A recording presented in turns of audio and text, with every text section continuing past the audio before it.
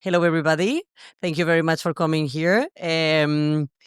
We are the three physical artists here of this show of Responsive Dreams, which is the first time that the festival is having works that happen outside the screen, but they still use code, which is like the main thing of the festival.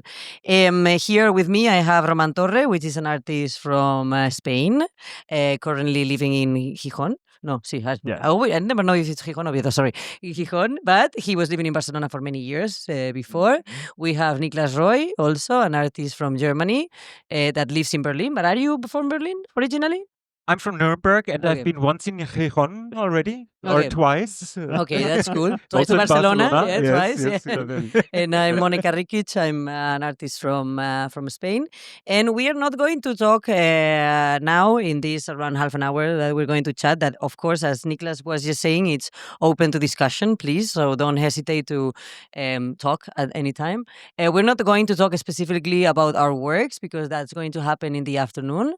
But we're going to talk about the general background and framework of our practice. And I think we were discussing just previously about what would be interesting to be discussing here. And I think that we are all interested in, once more, what I like working outside the screen, working with our hands, working with technology, and working with open source hardware, which probably for the people here it's well known, but not for everybody. Like, people think that open source only happens in software, but it does actually happen in hardware, and it's it has very interesting applications on open science, for example, and for example. I'm going to start with me because I have the mic now. For me, it was which it's something like, without open hardware, I wouldn't be doing what I do because my background is in fine art. So I don't come from engineering. I thought I was going to paint. I took a brush and it was completely horrible. It didn't work out. And then, but I always worked with computers in my free time. I mean, working, I mean, play. I was I used to play a lot of video games. I used to spend a lot of time in front of the computer, but I didn't know you could make art with that, right? Then I realized I could make art with that. But then when I started trying to make art with computers, sorry, when I discovered that I could start making art with computers, of course I wanted to paint with computers, like everybody here, fantastic artists do, and it was completely impossible again. So then one day when I was in university around 2007, that was actually only 2 years after Arduino came out, I was shocked. I was like, okay, what is this? I can do anything I want with this. I can sense the world. I can react to the world. It took me a very long time to manage how to do things with it. But if it wasn't for all the open source community and all the tutorials and everything, the maker, the DIY, and all this, I wouldn't be doing what I'm doing right now. I'm going to pass the mic, which is, I'm not going to pass you the mic, but metaphorically, I'm going to pass you the mic. And what is your experience? How do you relate, and why do you like working with hardware? Now, maybe I can tell a story. When I was, I think, like 17 or something, I went to an art opening of an artist in Nuremberg, in my hometown, where I'm coming from, and I found it quite nice what the artist has done there. And I was curious. He has built something. It was it was a special case for a VHS video cassette, because he also made a film, and I was curious how he has done it. And I asked him, so how did you do it? And he didn't really tell me, and I was quite pissed about that, actually. So, and this triggered something in me. Back then, I mean, I always had this dream of becoming an artist or an astronaut or an inventor, and I've built a lot of things always in my youth and childhood, and I started to program very early. But then it was quite clear to me that later, when I made art professionally, that I also want to share how I'm doing it, because I think it's the same for you. As you said, you're learning so much from the internet, and it's just, it's, in a way, it seems just fair to also give it back.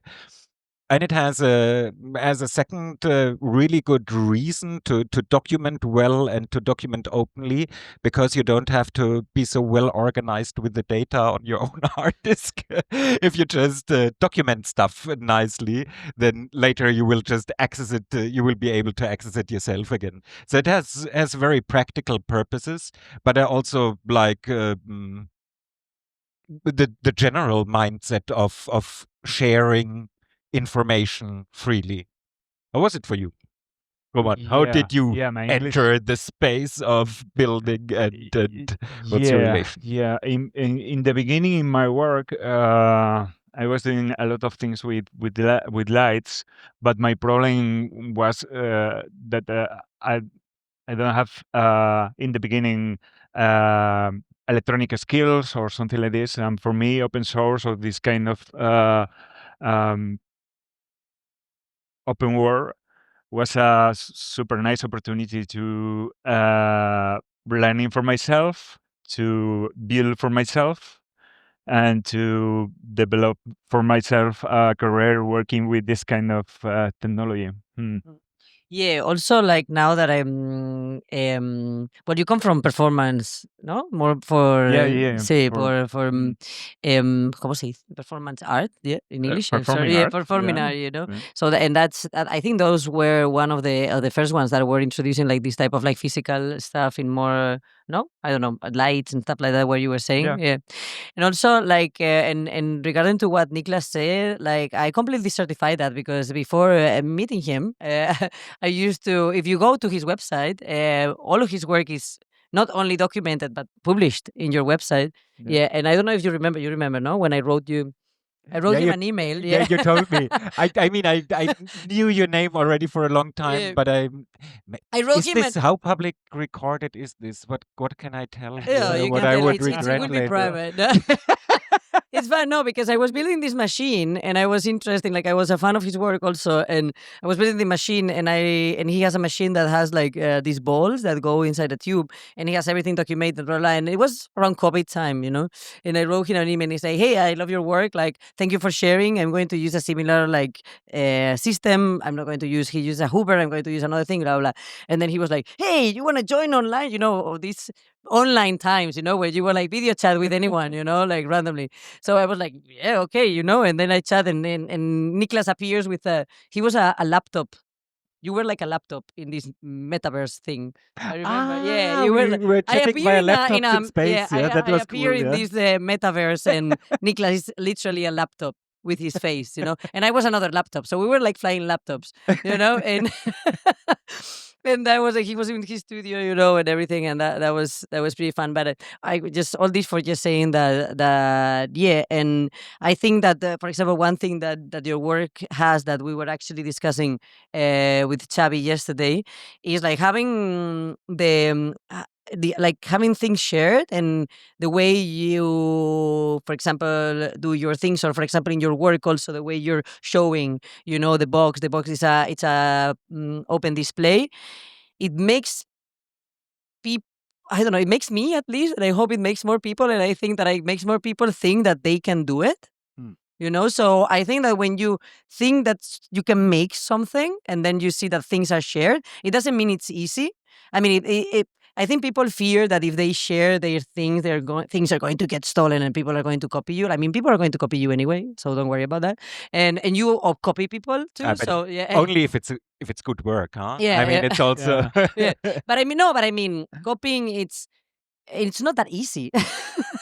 You know, like you can see things like and it can seem like that it's easy to make, or you can feel that you can do it, but it takes time, it takes iterations, it takes like a lot of I don't know, skills, and keep improving and testing, you know.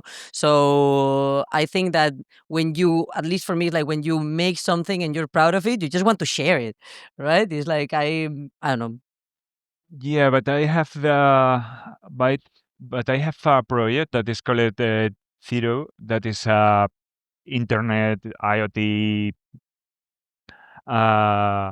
piece that I developed in the past, and yes, it's open source, and it's presented by the to the public in a forum, And finally, some big company get totally the idea, get totally the SEMs, all these things, and finally they present it in TES Las Vegas or something like this. Basically your idea. Okay. How did it feel? My idea. I don't know because what I can do, yeah.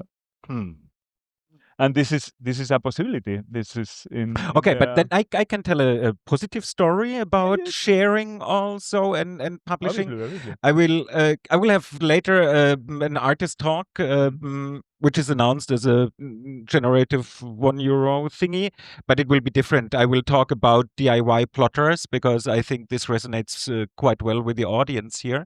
And I recently have built one, and the nice thing nowadays, not just with being open, but also with the tools that we have access to, all these 3D printers, which also, well, have a strong open hardware background, all this 3D printer development, but it allows us also to share like really 3D plans of something, and someone else at a complete different location can just basically replicate it.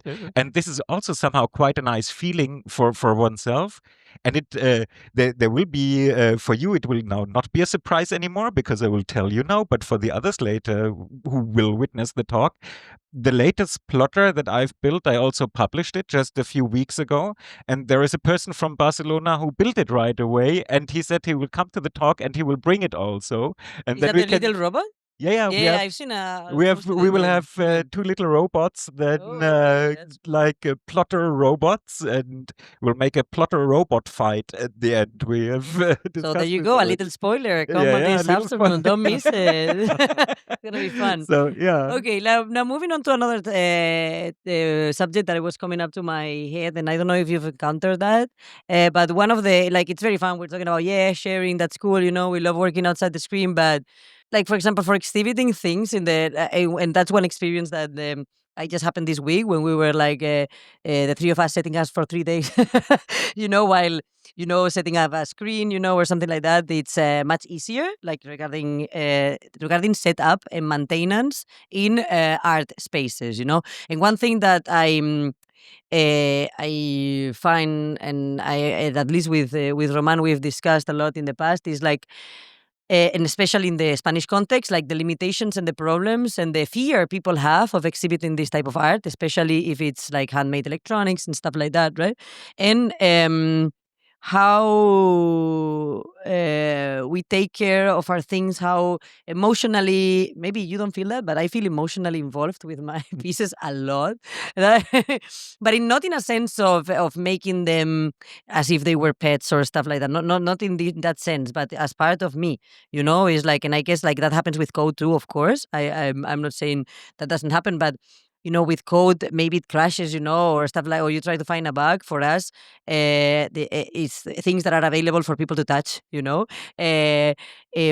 can, with code, you can kind of fix it remotely. With the physicality, you need to go there, or you need to hand it to, for me, it's it takes me a lot, a lot to teach someone how to fix one of my works, blah, blah. But in the other hand, whenever I showcase my work and the people from the museum are like, oh, but people are going to touch it. If I'm in the city, for example, if it's in Barcelona, it's I don't care. Let people touch it, break it, I'll come back. Actually, I just have a work in Barcelona in an exhibition right now, which is a robot that it's in a bust of my face, that it's an old face of mine, and it's kind of feeding me. That's actually a project where Xavi collaborated, and it's about assistive robotics. And a kid came and took it out. He broke it, and I kind of didn't know. I was looking at a story on Instagram from one of my ex students, and I'm.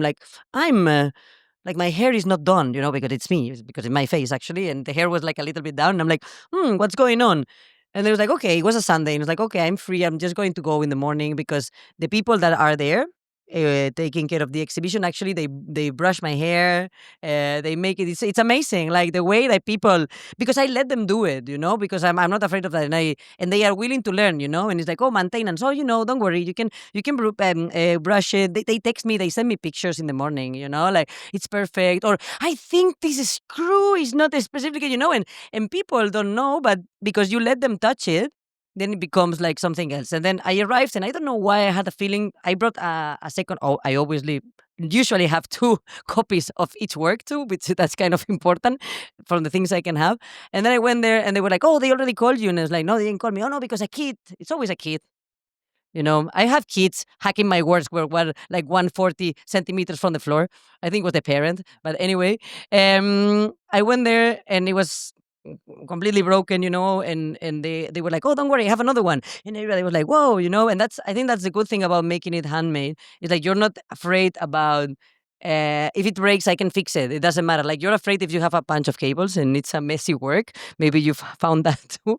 But I don't know. Like you have all your things displayed there. No. Like how do you feel about maintenance and letting other people fix your thing, or have you ever encountered problems on people not willing to exhibit your work because they don't trust that it would work?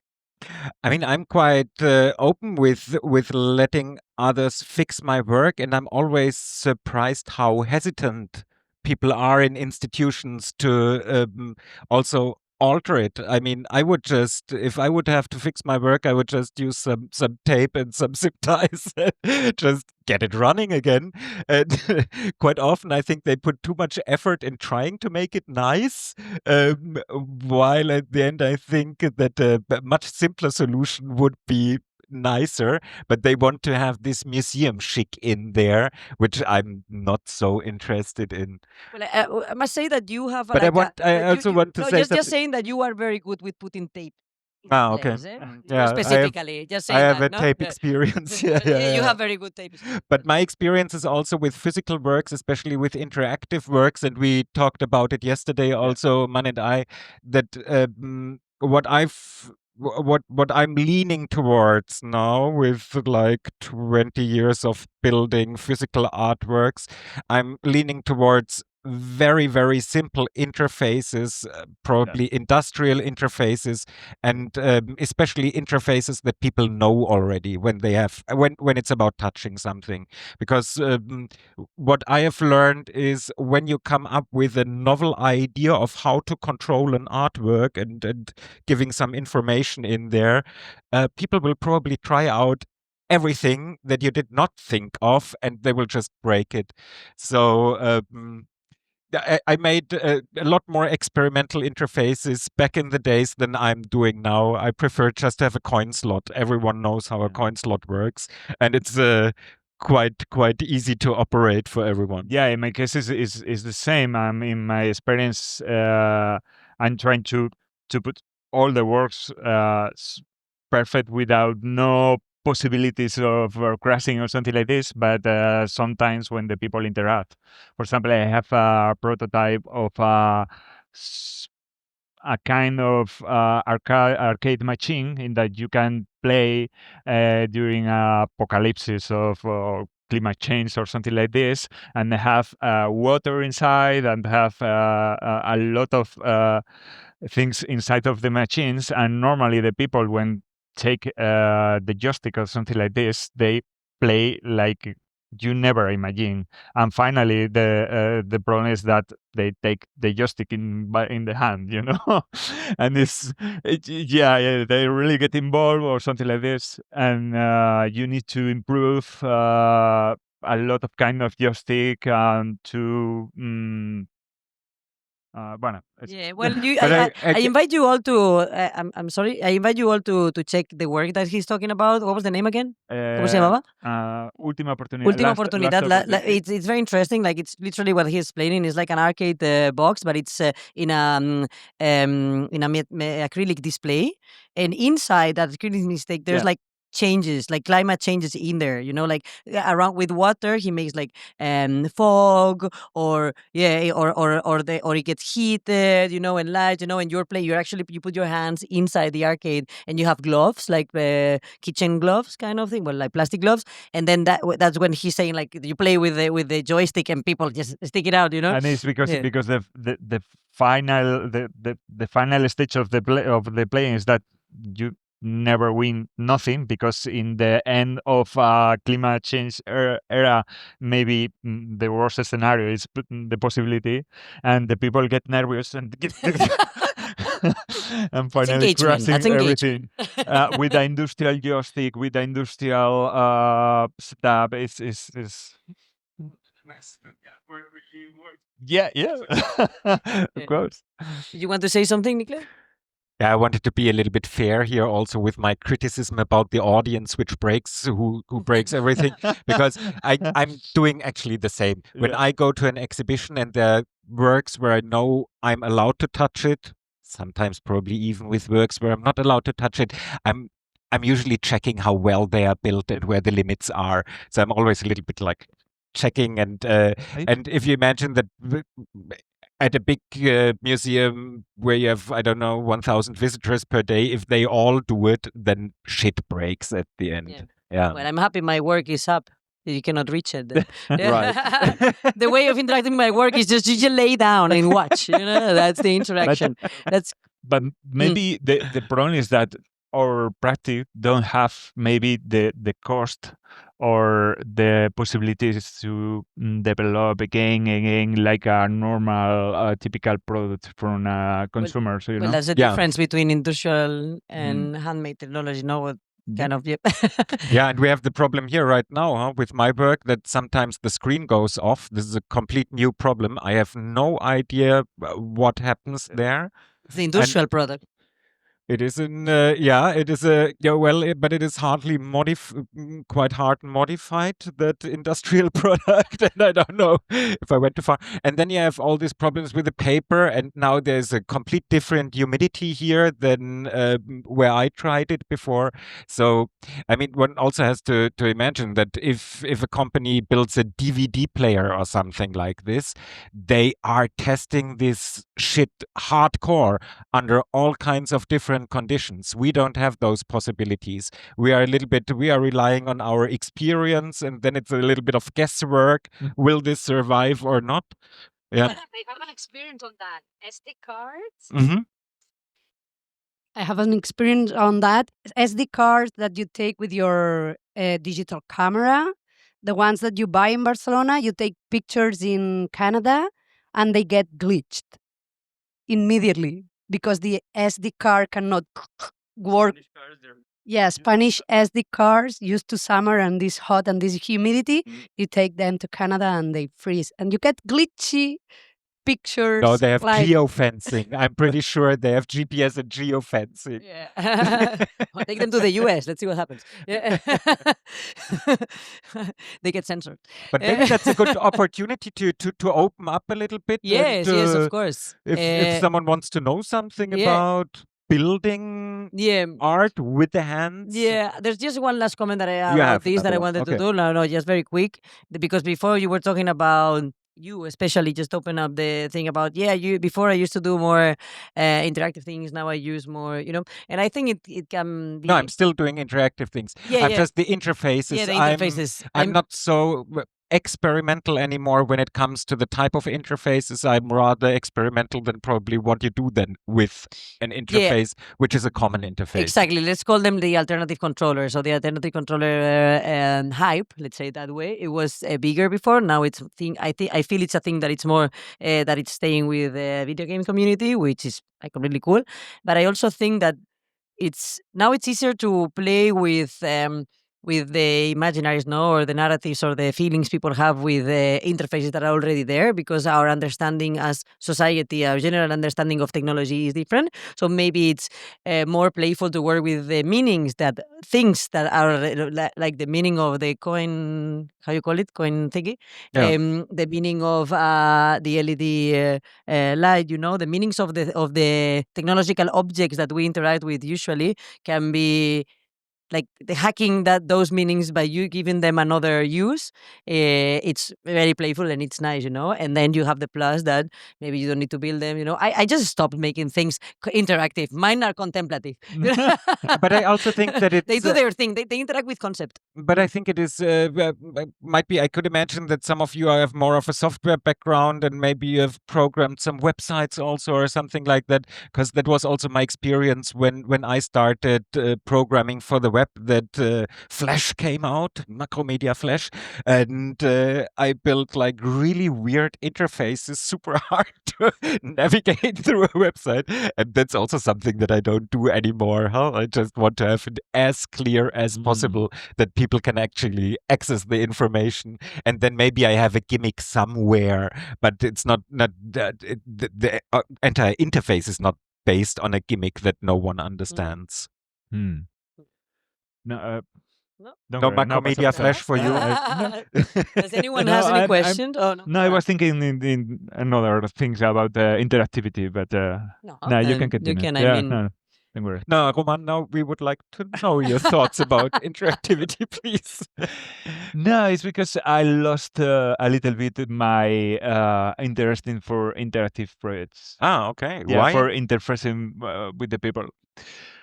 I don't know. But for example, I really hate when not hate, but I really not interesting Please now. don't hate your audience. when it's because maybe so many artworks are the people try to see in the machine the reflection of itself. Mhm. And maybe it's something like a mirror, and the I don't know, maybe in the past the installation that that you can work and the visual reacts and all these kind of things are super nicer and maybe super interesting, but I don't know how to explain this point. well, maybe it relates to what I was saying, like our experience with technology. Yeah, Like it's changing. 20 years ago until now has Yeah, changed. So yeah, our it changes. expectations, our everything, it's different. And maybe it's not interested in how people relate to technology now. For me, it's more like I've also lost a little bit because it's like most of the things that we call interactive in the physical plane, they are actually reactive. Like it's very difficult to really make an interactive experience. That's it. And it takes a lot of time. It takes a lot of engagement of the person that is actually interacting with that, like creating open systems that are really interactive. Like another thing is like, and it's fine. I'm not saying reactive is less than interactive. It's just that creating alternative controllers or new ways of interacting. In the end, it's creating triggers, right? But which is cool, But in my regarding what you were saying, like in my experience, and I was joking before, I prefer the conceptual interaction, of the thing, and that's working with the meaning of what the object has. And I think that, for example, going to your work, it has a reactive component, but maybe more a generative interactive component in the mind that happens in the mind of the Exactly. public. Yeah, I'm a little bit doubtful how much people really interact with the work if you don't tell them what to pay attention to. For me, I find the moment interesting really to to think about the moment where you drop the coin. But I've also observed that not everyone does it, and it creates sometimes, when you're lucky, it creates a social situation where you have many people standing in front of it and discussing when to drop the coin and will it become better or worse, the drawing. This is then the really interesting moment. Yeah.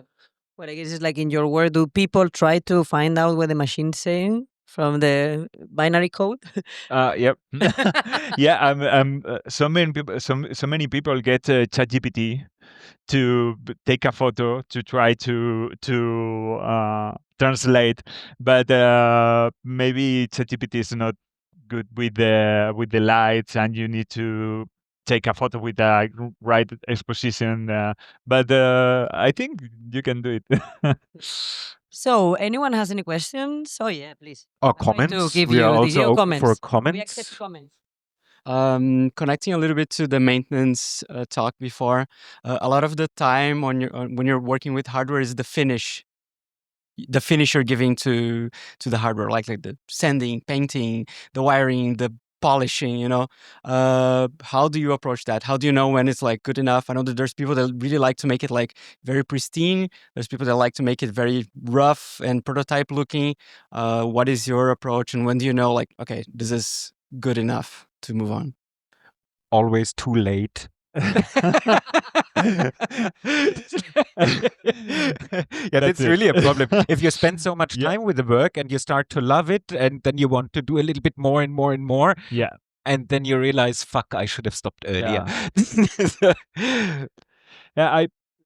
For me, I really like it when it's similar to industrial process or something like this, and the finish is so good. But it depends of the artwork. For example, in this artwork, you have cables, and you don't hide the cables for super nice finish. But for me, I'm so interested when it looks like a product. I don't know. Like a product. Yeah, What did you like a say? product. Mhm. Yeah, or something like this.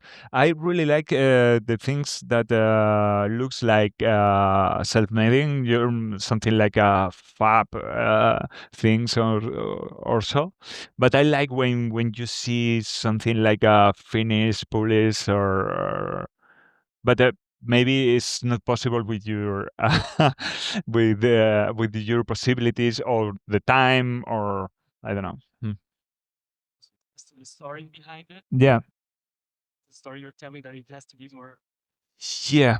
Yeah, this is a problem in this kind of artworks, no? The story behind, no? Yeah. No, I Yeah. think that's a very interesting question now that I'm thinking, because we have three completely different styles. And for example, before I was saying that I was sharing a workshop with Román, Uh-huh. like it's not even the way he works. Like I've never seen any workshop as clean as that. It's like he has a nice habit of cleaning after. Like if I produce one day, like all my house, like now I live alone, like it's not everything explodes, and then I get like no, like how am I going to work? And maybe my practice is super colorful, and maybe I feel more related with the way I do it, not the way the things I like, but the way I do or what he does. But before I was joking, and it's true. Like I've never seen anyone putting tape so perfect that it's like you put a tape and it looks nice. I put a tape and it doesn't look nice. It's like I don't know. You have this thing, and if you check on his website, and also if you see his website product, 100%. That's what he said. Is that you check his website and it's like maker, but like these people that have like this thing that you know what I mean. It's like you put how you say una brida, a cable Belt or yeah, and it's perfect, It's like and you try to do it and you feel you don't get it. And for me, it's like I usually work with soft materials, so it's a completely different language. Can get messy, can be like use hair and fake hair and I'm balloons. sorry, but this looks like really. Yeah, well, that's what I was. Yeah. I mean, I'm learning. Yeah, I'm You're younger not than really these two. proving your point here with your work. No, but one thing that I was going to say, which I was telling you yesterday, is like when I first did this work, I did it with color, like plain color fabrics. Then when I got my first solo exhibition in Barcelona, I had this chapel. It's a huge chapel, like a church. It's huge, beautiful, scary, especially if you're doing handmade electronics. I was lucky. I live like next door. I would used to go every morning, to take care of my things. But I have my friend Andrea, where she works with let's say like I hire her as a art director. So my pieces, she knows a lot about color. She makes patterns and stuff like that. And when I got this, I asked her to do patterns. Like we decide a concept, and then it was like, okay, you are an expert in doing patterns. You design the patterns because it's not easy. So I was joking with you. Is like I'm the artist that hires the design. People hire the tech, I hire the design. Yeah, it doesn't always work like that, but I've learned also a lot by collaborating with her, and and yeah. So they look very nice, like the design is very nice, but also I need to thank collaborating with people that has taught me not to put all the rainbow colors in all my works because I put every color. I'm like, I see that, and I always dress in black, but I'm like, colors. I have a trick about this. Yeah. Okay. I just avoid green. If you don't that's your- take but you're all wearing green colors, shoes. no, but in my works you barely have green. I usually just leave one color out, and it's normally green, and then somehow the colors look good. But probably it's also a little bit colorful, Yeah. my stuff. If you look at my Yeah. website, No, like yeah, not it's very sure. colorful. Like for me, like in this case, which like she actually works as a pattern designer for a fashion brand called Bimba y Lola, which is quite well known. For this one was like, yes, okay, I'm doing patterns, I have you patterns. But usually how I work with Andrea is like I'm doing a work and I'm like, can you give me like color like Pantone? Like what do you think? Like and then it's like and obviously I work with 3D printing and it's like okay, and I send her like PLA possibilities, and she's like, okay, I think there's una tendencia, the trend, and she knows the trends of fashion. Like I have no idea, no trends for black dressing people, and then she gives me the colors, and that just gives it a push, and it's nice because then I can continue doing my thing, and I know the colors will match. I will tell her about the green thing. I'm using green. I think it looks nice. Yeah, But- for years it's good. Yeah. That's just my approach. Yeah. Yeah, but I don't know. Like I've worked in the same studio as Roman, and he has this thing, like even like hanging screens here helping. No, Yeah. he has this thing that it's perfect. No, Roman makes poo poo poo, and yeah. By the way, the yellow print is about to drop. No, I see it no, all the time. It's not dropping. It Makes has Makes nails. me worried the whole time. It has nails. It's not going to okay. fall. Yeah. Okay. No, don't worry. It's not going And to fall. Xavi is caring about it now. Yeah. Very good. We will cut this. No, we will continue this afternoon. I think Niklas is first. No, I'm second also. Okay, Roman is first. Mm. No, yeah. Well, you can check on the program too. And now I can also see, Donald. Did you bring the tiny thing? Aha! No, but that's it's for there later. already. But that's for I later. thought they were that's bigger. for later. Mm. No, it's very tiny. Okay. That's the cool thing is it's super small, but it can plot in Okay. any size. So with this little spoiler for the afternoon, we'll leave it here and see you later. Thank you very much. Thank you.